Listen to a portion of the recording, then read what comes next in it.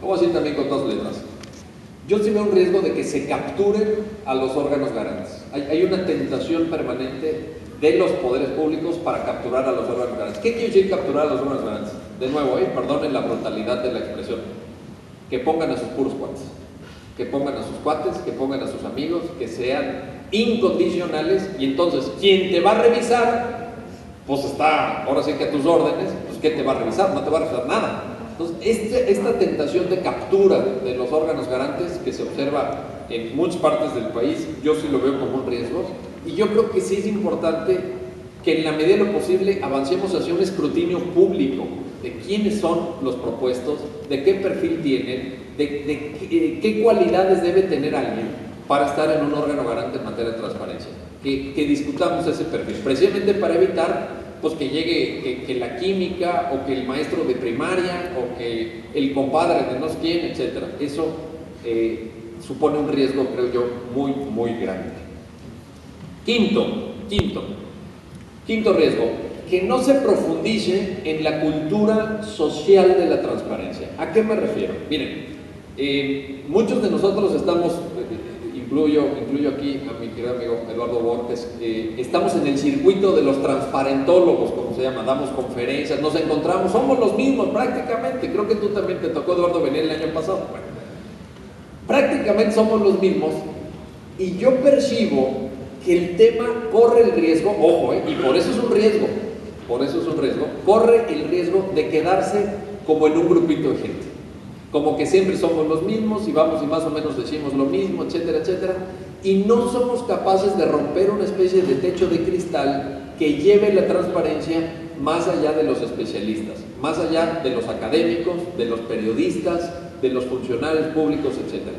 Yo creo que tenemos que hacer un trabajo con las escuelas, creo que tenemos que hacer un trabajo con los jóvenes, creo que tenemos que explicar la transparencia de otra manera para que todo el mundo nos entienda, para que nos entienda el taxista, para que nos entienda el ama de casa, para que nos entienda el médico, para que nos entienda cualquier persona, cualquier ciudadano. Y ahí sí nos falta, lo digo sinceramente, ¿no? Y digo nos falta a todos, no me refiero a quienes hacen las leyes, no me refiero a los órganos grandes. Los académicos tenemos que hacer un esfuerzo por hacernos entender, por ser más claros, por llevar nuestro discurso fuera de nuestro pequeño ámbito de especialistas. Y en ese sentido, ahí yo percibo un riesgo evidente. Retos. ¿Cuáles son los 5 retos que quiero compartir y mencionar con ustedes? Primero, y de nuevo, no es por llevar agua al molino de mi zona de competencia, digamos, pero creo que hay que formar abogados. Creo que hay que formar abogados desde las escuelas de Derecho, desde las facultades de Derecho, que conozcan de este tema. Siempre que saco este tema, por ejemplo, con nuestro querido amigo Oscar Guerra, que ya me he echado varios debates sobre este tema con Oscar, porque él es economista, y entonces, no, es que ustedes los abogados se quieren quedar con los órganos garantes. Yo no se trata de eso, yo no me quiero quedar con ningún órgano garante. Yo lo que digo es esto: si nosotros formamos jóvenes en las escuelas y facultades de Derecho que sepan de este tema, una persona que tú formes te va a poder llevar 15, 20, 30, 50 o 300 casos ante los órganos garantes. Entonces, ¿qué quiere decir esto?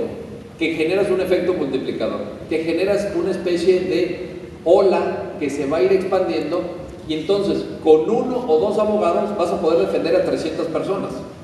Si tienes recursos limitados, si no puedes formar a 30,000 personas, sino solamente a 1,000, pues esas 1,000, esa es mi sugerencia, y ese es el reto, creo yo. Yo diría, formemos esos abogados, porque los abogados te van a defender a muchas personas más. Es como un efecto dominó. En cambio, si no, el ciudadano se tiene que defender solo y entra de nuevo en la maraña de las leyes, que no es fácil. Interpretar una ley de acceso a la información no es fácil. Entonces, si hay gente preparada, si hay gente entrenada para eso, como los egresados del doctorado, precisamente, de Derecho a la Información de la Universidad de Occidente, bueno, pues qué mejor que emplearlos, digamos, en esta tarea. Segundo reto. Creo que hay que generar materiales de difusión que nos puedan ir aclarando los conceptos. Porque uno, sinceramente se lo digo, y a mí me pasó la primera vez también, lee uno las leyes de acceso a la información y dice, ¿qué está diciendo? ¿Qué me está diciendo? ¿Qué términos está empleando? Etcétera. Y creo que es muy importante que generemos pequeños cuadernos, pequeños estudios o leyes comentadas. Por ejemplo, ya está la del Distrito Federal, ya está la de Chihuahua comentada, que generemos insumos analíticos que expliquen los conceptos con los que trabajamos. Porque de nuevo, en el ámbito de los especialistas llegamos a las conferencias y decimos sí, porque la información reservada, sí, porque la vida privada, sí, porque los datos personales. Y la gente que no está metida en este rollo posiblemente no entiende nada. ¿Qué es un dato personal? No, entonces yo creo que hay que hacer un esfuerzo, digamos, de aclaración conceptual muy importante y pendiente. Tercer reto, y ya me meto un poquito más a lo práctico, porque esos dos puntos a lo mejor algunos de ustedes dijeron, pues esto le preocupan a los profesores nada más, pero ahí les va. Este es muy práctico. Tercer reto, ¿creamos o no creamos un sistema nacional de órganos garantes? Y aquí, se lo voy a decir con 2 letras, me estoy refiriendo a la iniciativa del presidente electo, a la iniciativa de Enrique Peña Nieto, para que el IFAI pueda revisar las resoluciones de los órganos locales y que tenga además la facultad de atraer asuntos. Y yo de una vez se los digo, yo estoy a favor de esto. Yo estoy a favor de crear un sistema nacional de órganos garantes por varias razones. Primero, porque nos ha funcionado con el modelo del ombudsman. En las comisiones de derechos humanos, en la Comisión Nacional y en las comisiones estatales, existe exactamente lo mismo. De hecho, la iniciativa lo copió de ahí. La iniciativa de Peña Nieto, para transformar las facultades del IFAI, lo que hizo fue copiarlo del sistema de protección no jurisdiccional de derechos humanos. Y esto es muy importante, ¿por qué? Porque si a ti te capturan un órgano local, siempre vas a tener un recurso para lo que resuelve ese órgano local, llevarlo al órgano nacional.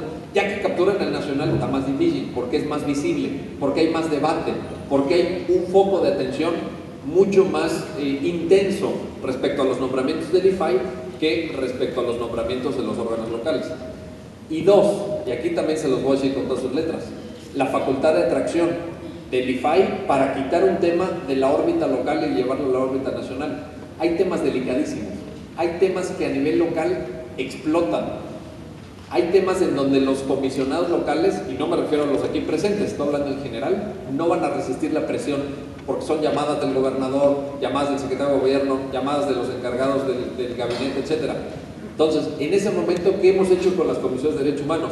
Cuando hay un tema tan delicado que la comisión estatal no aguanta la presión, lo sacamos.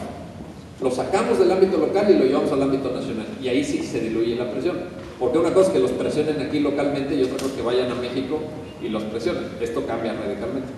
Esto es lo que está proponiendo Enrique Peña Nieto. Yo en esto estoy a favor. Y tendríamos un sistema nacional.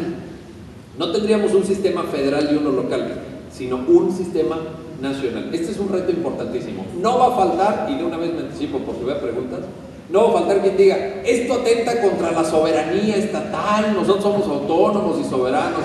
Bueno, este rollo de la soberanía estatal es como el siglo XIX. Esto ya está más superado que nada. Tenemos muchas cosas que se van al ámbito nacional y nadie protesta, empezando por la más importante, el juicio de amparo. ¿Verdad que tenemos un amparo que resuelven los jueces federales? Entonces, no nos hagamos. Hay que ver qué es lo que funciona. No hay que usar argumentos como la soberanía estatal así nada más a lo bruto. Hay que ver, ¿esto funciona o no funciona? Y hay que llegar a la mejor solución. O sea, hay que ser prácticos, no hay que quedarnos en los puros conceptos. 4. Esto también deviene de la propuesta del presidente electo, dotar de autonomía constitucional a los órganos garantes. Como ya pasan muchas entidades federativas que ya controlan a todos los poderes, etcétera, a nivel nacional todavía no hemos dado ese paso. ¿Vale la pena darle ese paso o no? Por ejemplo, ¿debe el IFAI de controlar o de, digamos, ser el órgano garante para el poder legislativo, sí o no? ¿Debe el IFAI ser el órgano garante para el Tribunal Electoral del Poder Judicial de la Federación, sí o no? Que maneja 2,000 millones de pesos al año, O sea, no es que maneja un presupuesto pequeño. Esos 2,000 millones de pesos deberían estar sujetos a la transparencia y garantizados por el IFAI, sí o no. Yo digo sí. Y lo he dicho muchas veces, y Guadalupe está de testigo, lo he dicho en público muchas veces. Los que empujamos en el Grupo Oaxaca la primera iniciativa de ley federal nos equivocamos. Nos equivocamos porque pensamos que lo que había que transparentar era el gran tlatoani, el gran foco del poder público que es el Ejecutivo. Y dejamos fuera a los otros poderes. Dejamos fuera el judicial, dejamos fuera el legislativo, dejamos fuera los órganos autónomos, y ya cuando nos dimos cuenta, dijeron, no, pues, porque así está en el artículo 63 de la ley federal, pues entonces el ejecutivo, el legislativo tiene sus propios órganos garantes, el judicial tiene sus propios órganos garantes, ahí el IFAI no se mete. Esto no es correcto. Y fue un error que venía del propio Proyecto Ciudadano. Nosotros dijimos, vamos a abrir esa gran caja negra que es el ejecutivo, y se nos olvidó abrir lo demás. Entonces ahorita tenemos un legislativo que hace lo que quiere, tenemos un judicial que administra muchísimos recursos y que no rinde cuentas tampoco, creo yo, en general. Entonces tenemos que avanzar, como cuarto reto lo digo, como cuarto reto hacia la autonomía constitucional de los órganos garantes y sobre todo desde el IFAI. 5. Quinto reto que pongo a consideración de ustedes: la protección de datos personales. Creo yo que ahí tenemos un problema del cual no sabemos bien cómo salir. Ahí les va. ¿Cuál es el problema? La Constitución dice que los datos personales que estén en poder de las autoridades, los datos personales que estén en poder de las autoridades, por ejemplo, locales,